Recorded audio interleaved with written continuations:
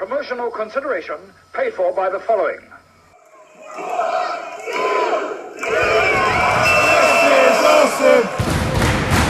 This is awesome! Hello and welcome to Cheap Shot Entertainment.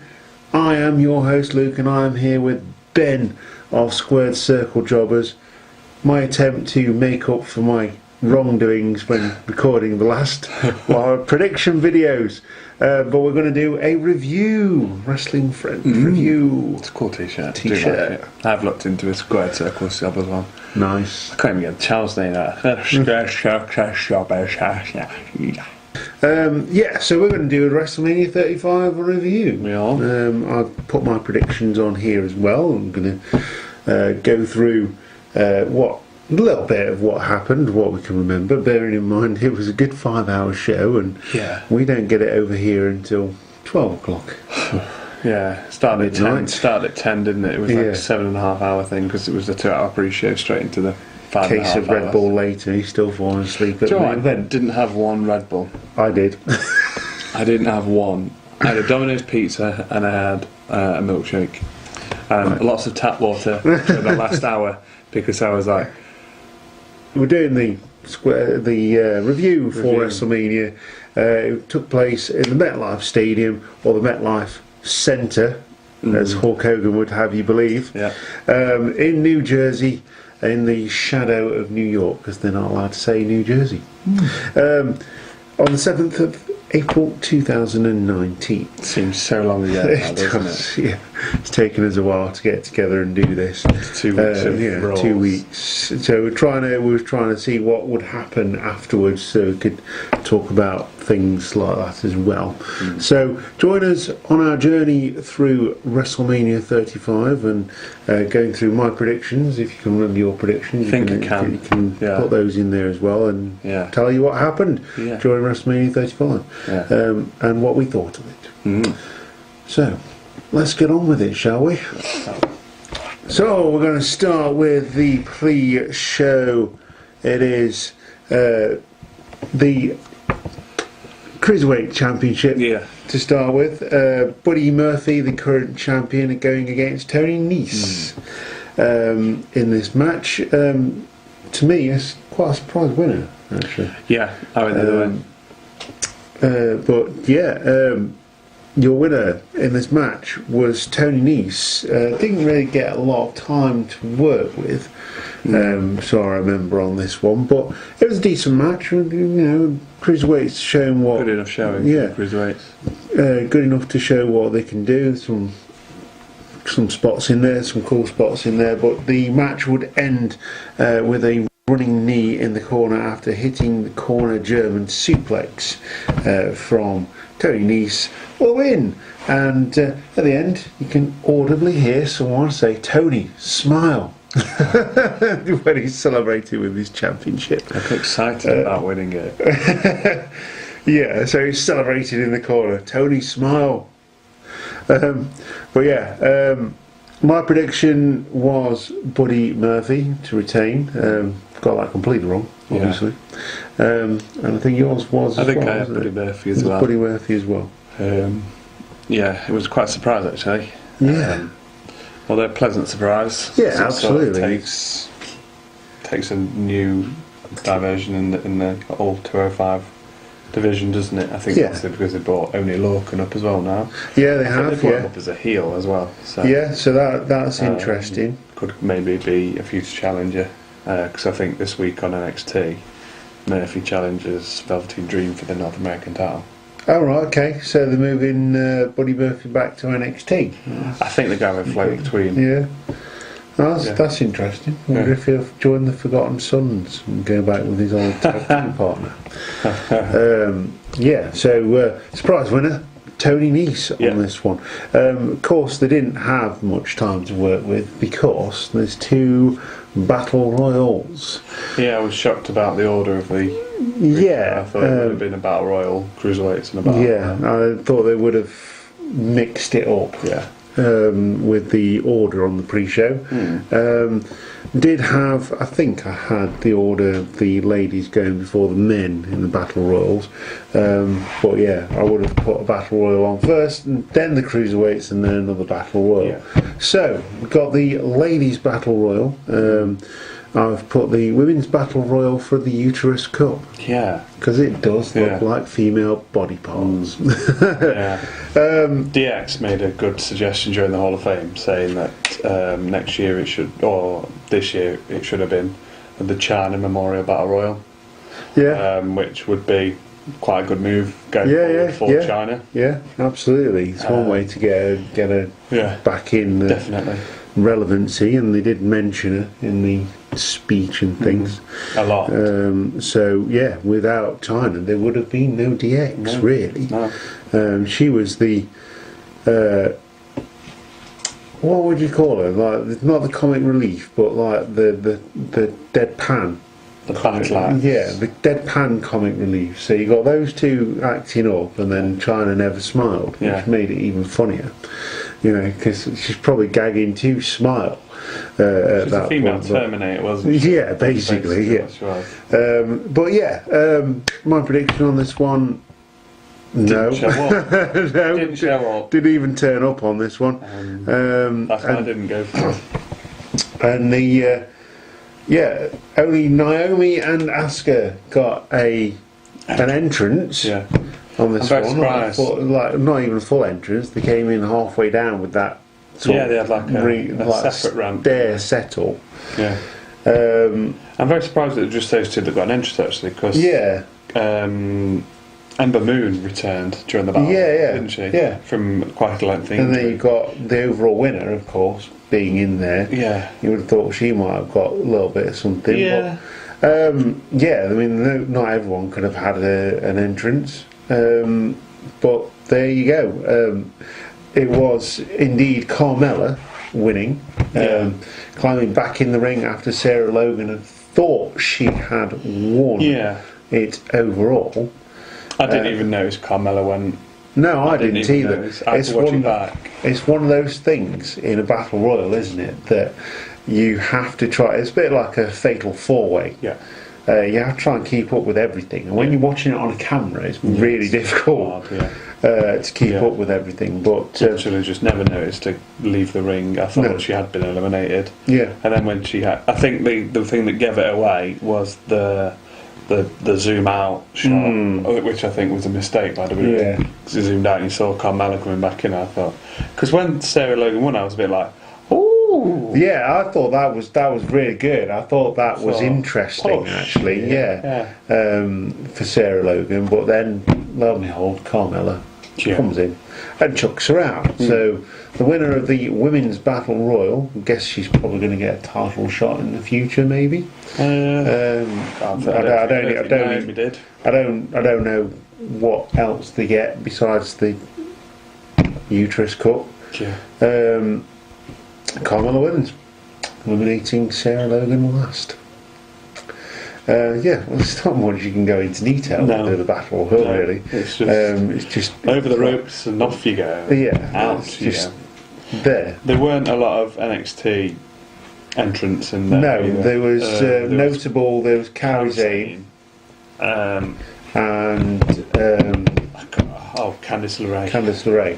They were the only two NXT women in the Battle Royal. Which was quite sad, really. Yeah, well, I think obviously Dakota Kai's injured anyway.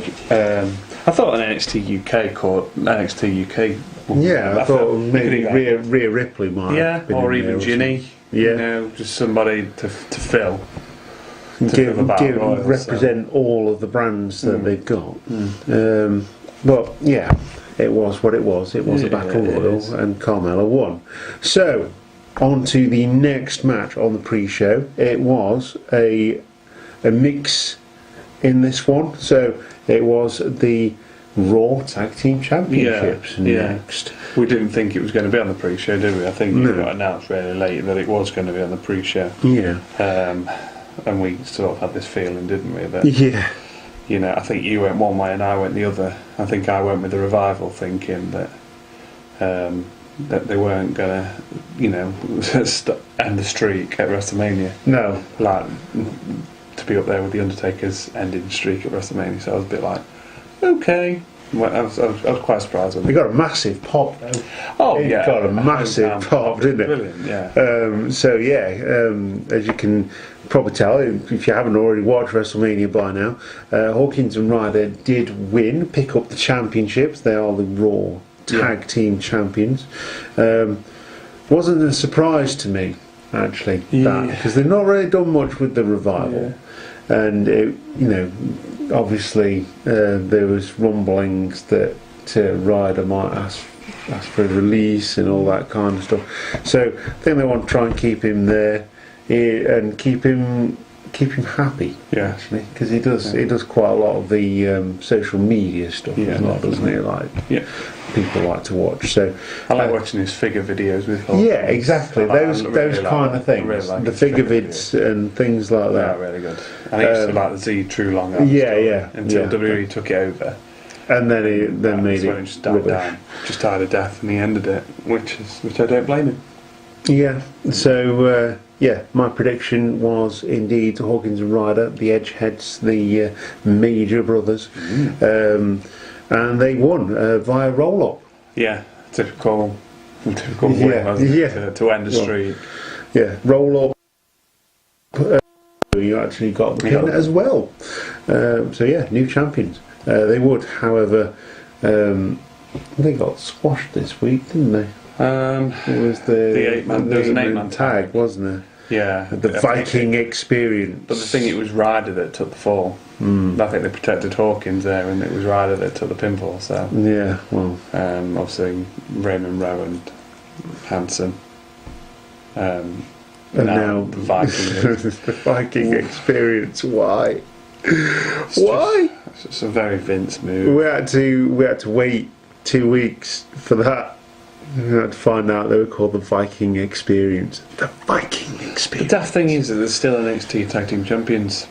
So why are they on Raw? Yeah, why are they been called up? I mean, that's pretty much, there's no, unless they're going to lose the championships on a NXT taping. Yeah. I don't know who to. Which Undisputed Era, maybe. Yeah, which is like. And again, there's still a SmackDown. There's still a SmackDown. Side of the. Yeah, so the Undisputed Era could go there. Could go there. And that'd be a really good move, actually. I'd quite like that. I'd rather than go to Raw. Yeah, I think they'd be lost. I think they'd be lost in the shuffle on Raw. I think they could control SmackDown quite well, like they've done with NXT.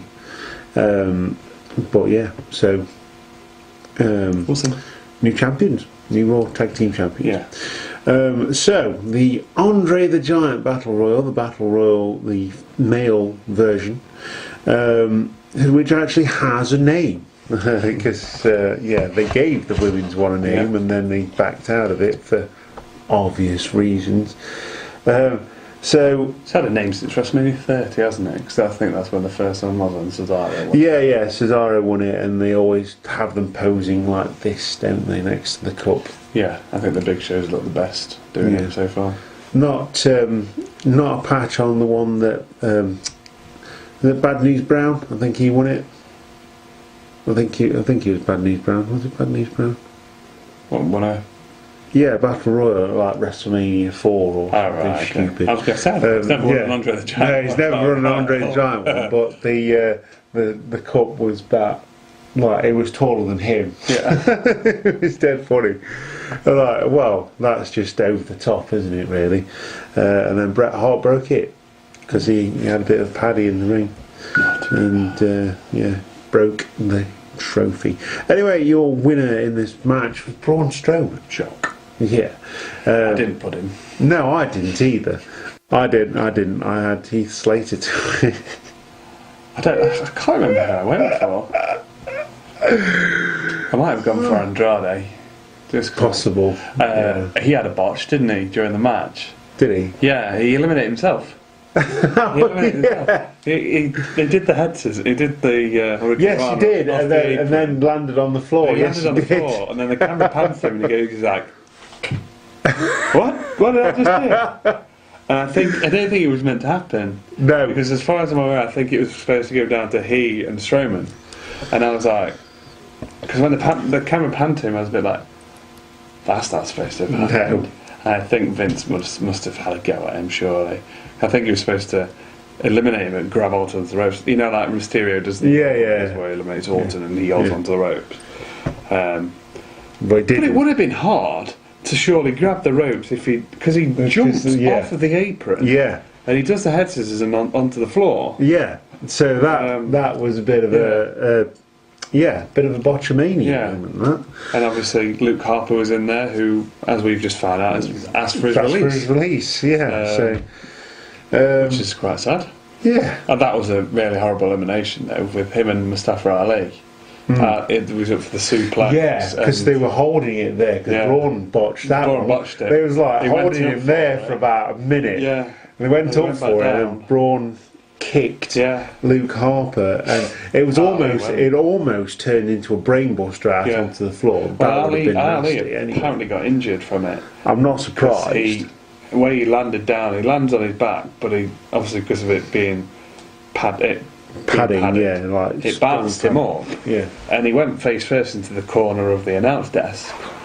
And if you watch it back, you'll notice him go face nasty. first. It was proper nasty. I mean, he's already had one black eye from Orton, so he's on the other one.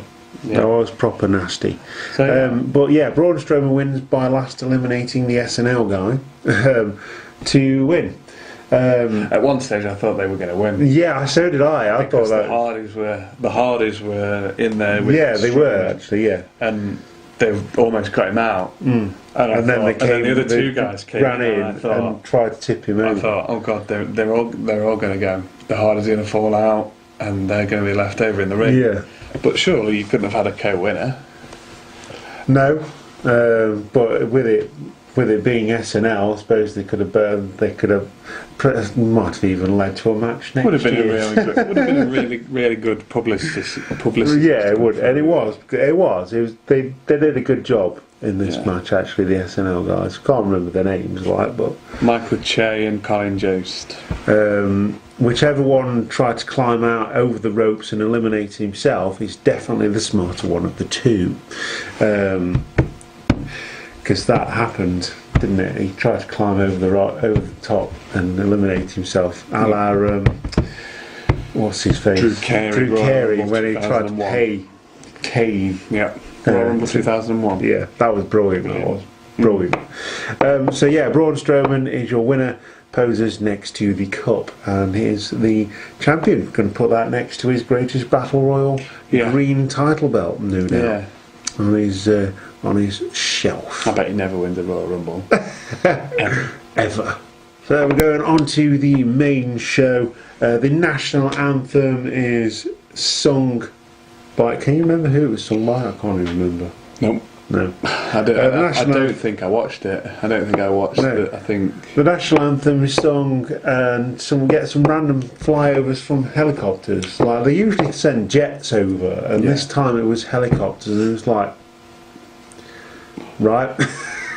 Yeah. Like, why? Just get the jets out. Just pay that little bit extra. I know you've paid for pyro. I know you've been down to local Tesco's and got a... You don't have to use pyro for the rest of the year, do they? You've been down to the local Tesco's. You've spent all your budget on fireworks. That's fine. But at least get some jets to fly over. What's America's equivalent to Tesco? Probably Target or something, isn't it? Potentially. Walmart's Asda. Is it? Yeah, Walmart is. Because when that one opened down in Langley Mill, it was Asda Walmart or something. Was it really? Yeah, when it was first opened. Oh, wow. When they first came over here, it was Asda at Walmart or something like that. Oh. Tesco's fireworks opened the show. They weren't dead impressive, not because it was light. Yeah, still light. So they obviously, they've got to save some for the main event. We get to see the goddess Alexa Bliss, who introduces us to Hogan, who announces that we are in the MetLife Centre. After making a joke about his silver dome thing botch from the other year, he makes another botch. Yeah. Your battery's going to run out. Yeah, I know. So that's really funny. Heyman stomps out to the ring and says that Brock Lesnar couldn't get on to the main event because they told him no, and so he demands to go first in the on the card, so he can go home. He did leave. Yeah, he did leave. Oh, I can believe that. Actually, I can believe that. So he demands that he's going to be on first. So they gave it to him, and we get the first match. He's totally in SmackDown.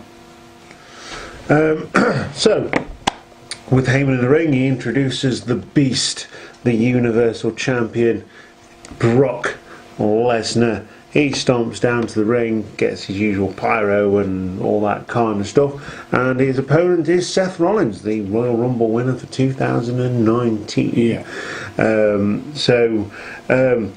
Pretty much Suplex City all the way through this one. Brock Lesnar has the run-of-the-mill on Seth Rollins, but the match would finish with a triple curb stomp. It was good. To Brock Lesnar, and Rollins is your champion.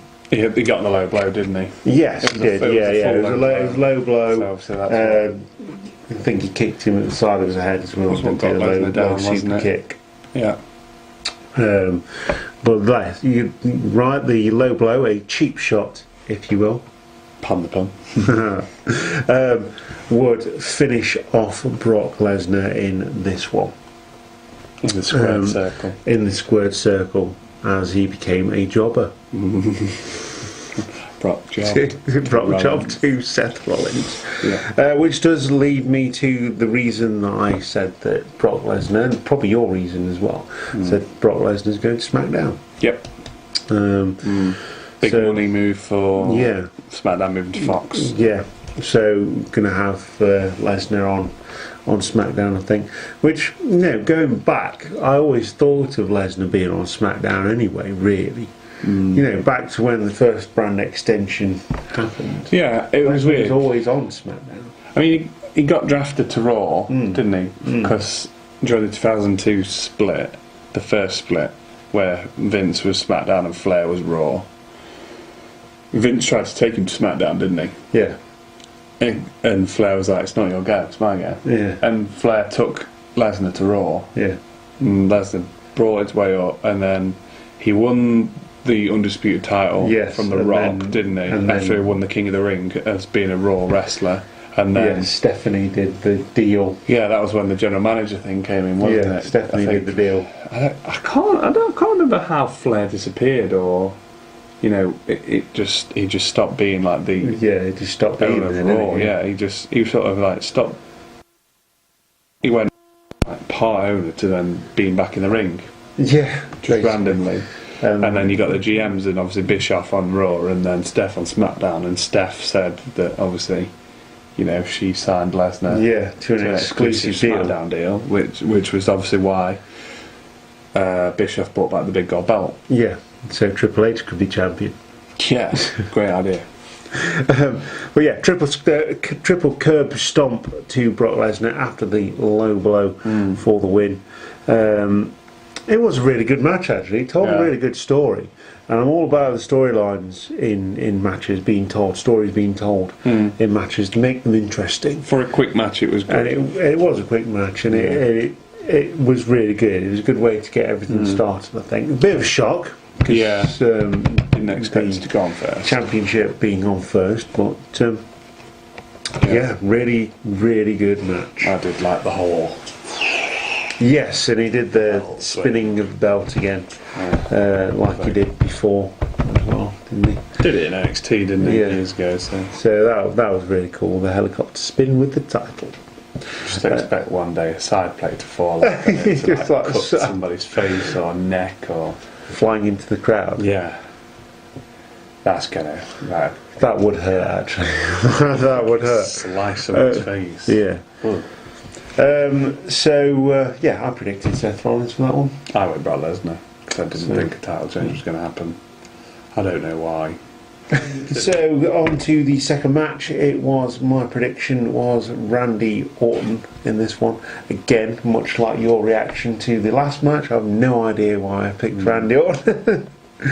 But it would be AJ Styles who came out on top in this one. Yeah. It was an okay match. It was sort of filler, if you like. I would have expected a little bit better. It was like what I said with the predictions video that we tried to do. They wasted the high spot. They wasted the high spot.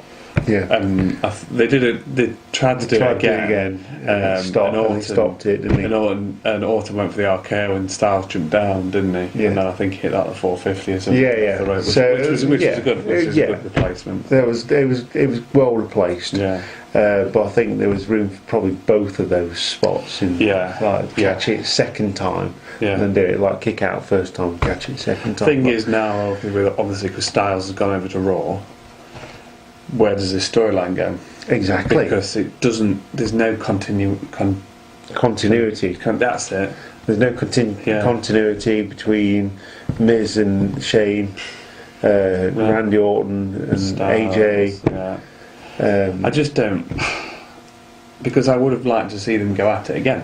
Yeah. In the next pay-per-view. I mean, what's the next pay-per-view? It's Money in the Bank, isn't it? Of all which is strange. It's very strange. It's turning my year upside down. It's very strange. Because I'm expecting to have like a backlash or an Extreme Rules. Yeah. Or something. I'm not expecting Money in the Bank at this time, and I'm just like, no, this is messing with my head.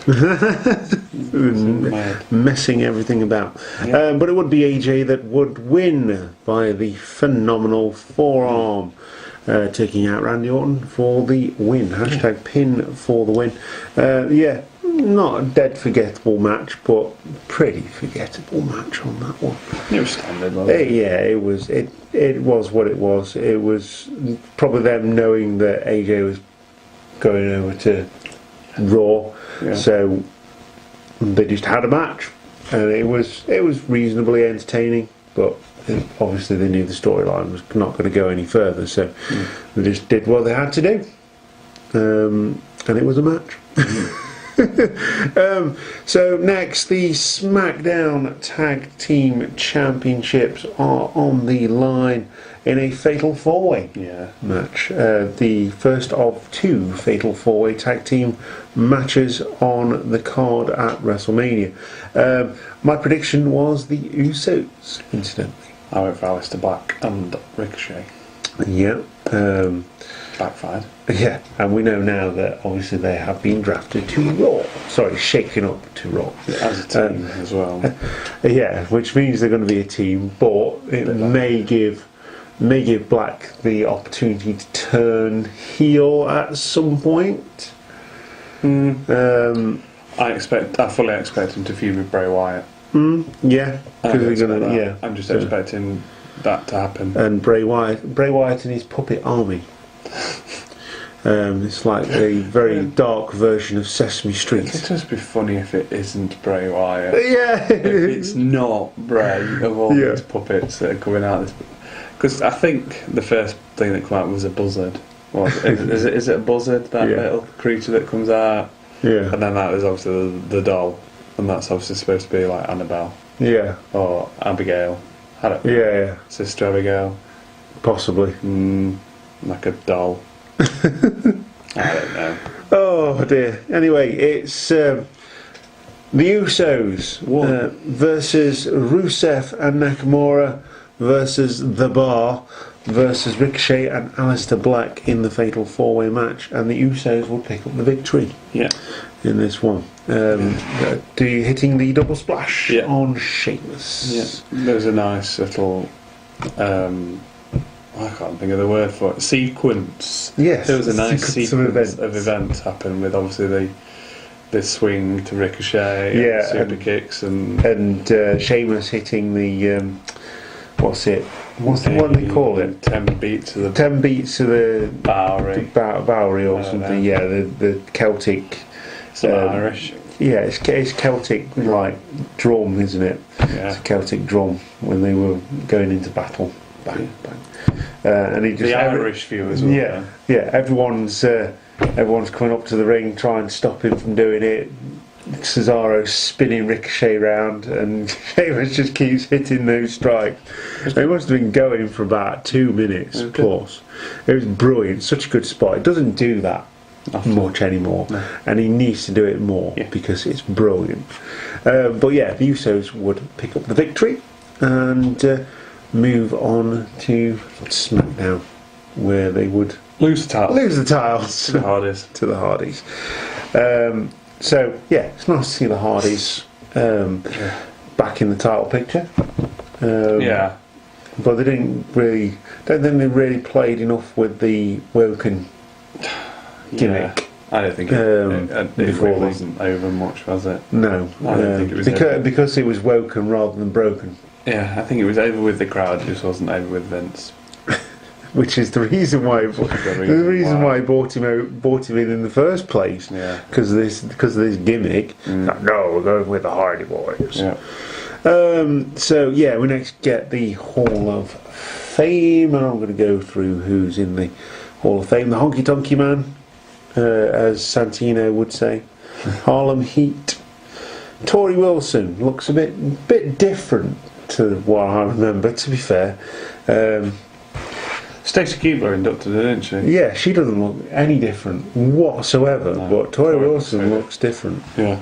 Brutus the Barber Beefcake famously had the barber shop, and obviously Shawn Michaels chucking Jannetty through the barber shop window on that segment. I will confess that I didn't watch his or Hogan's speech. Fast forwarded it all. Yeah, but he's clearly in there because Hogan's back. He did have like a decent career. He carved a decent career out for himself. He was on the first ever WrestleMania, and I think he was in the main event at first WrestleMania, I believe. Was he? No, he wasn't. Hogan and Mr. T versus Paul Orndorff and Roddy Piper. That was it. Yeah, well, he was definitely in the first WrestleMania. So he has had a decent career, and people know him because of the shears and stuff like that. So yeah, it was fine. Heart Foundation, I thought it was going to be the new Heart Foundation or the newer Heart Foundation, but it was Bret Hart and Jim Neidhart, so the original Heart Foundation. Mason Laporte. Who's that? I don't know. I think that was the little kid, actually. That was the little kid with the Warrior Award. No, it was the woman that won the Warrior Award. But the woman won the Warrior Award, but Mason Laporte was the little kid that was stood with her. I think he was inducted as well. Just must have had a toilet break at this point. I think he was inducted as well because he's as part of like the fight against child cancer or something. I think he's overcome that, which is good. So well done, Mason. And of course the MVPs of the Hall of Fame is D-Generation X, who would throw the light sticks into the crowd, and like you said, did you say Road Dogg hit someone? At the Hall of Fame ceremony, Road Dogg hit someone. At the Hall of Fame ceremony. Yeah. Have you not seen the Hall of Fame ceremony? No, I haven't. I tried to watch it last year. I got bored. If you watch the end. Then again, Hillbilly Jim's speech was just like, last year. So just all I'm going to say is just watch the end of just after the speech. It's brilliant.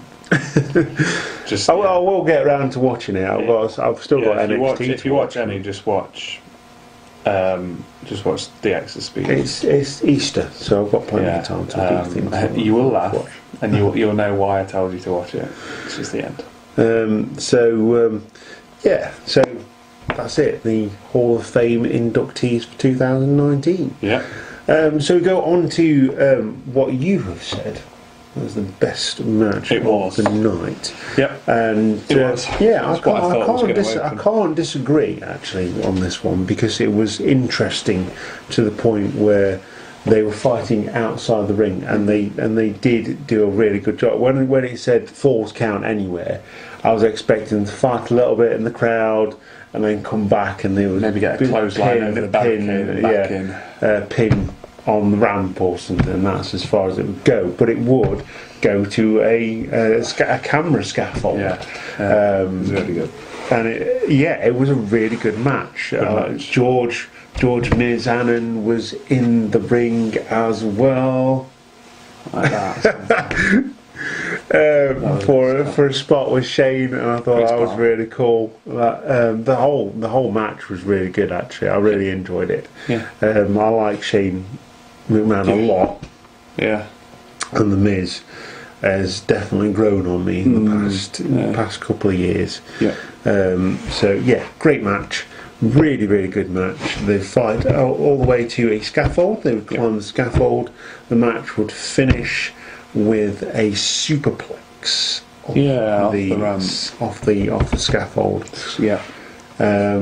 With the finish being a bit Shane McMahon, really, because I've said in my predictions, because I said The Miz was going to win based on Shane McMahon falling off of something, and then taking himself out. Right. But the way that it finished was the Miz took both of them out, and Shane would land on top of the Miz. Yeah, which was clever.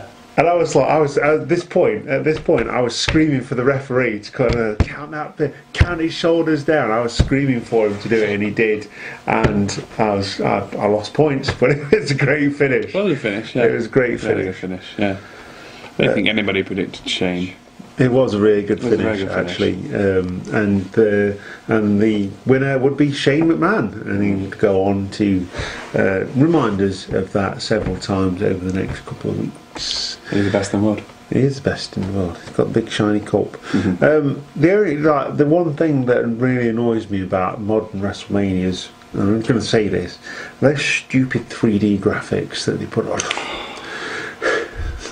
The 3 Ask masks and the Best in the World Cup. Yeah, I just and the guy that erects those giant cardboard cutouts on the top of the ring setup needs a medal, man, because he takes them down and then puts them all back up, and it's like I was so impressed by that guy, or the team of guys that would put those giant cardboard cut-ups out. Yeah, I was dead impressed with that. Or the people that, pump the giant inflatable cup on the skyscraper that put the face of Triple H and Batista across all the windows. They'd take them down. Yeah. Do it so quickly as well. It's like, it's time to take them down. We've just finished. What? I'll start again, boys.